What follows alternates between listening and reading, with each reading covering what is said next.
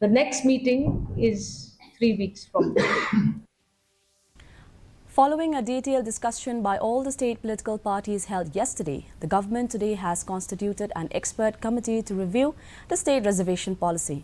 Speaking to media person Dr. M. Amprin Lingdo, chairperson and cabinet minister, informed that the government of Meghalaya held a discussion through a committee to come out with a roster to be strictly adhered to from here onwards. She further said that the expert committee will undertake a review of the state reservation policy by obtaining views from all stakeholders and by conducting field visits to all parts of the state.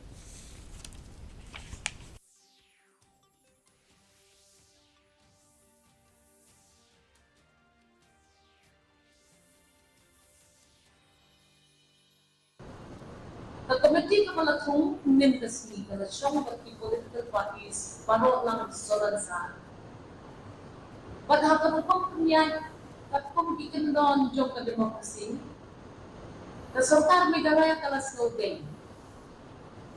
Bagan sengak ya becik ai cimut jong ka committee Meghalaya kendo ban yathir bagi merjimut halor ka state roster.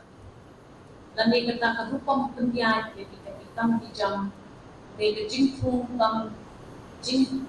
jam ha kecil Meghalaya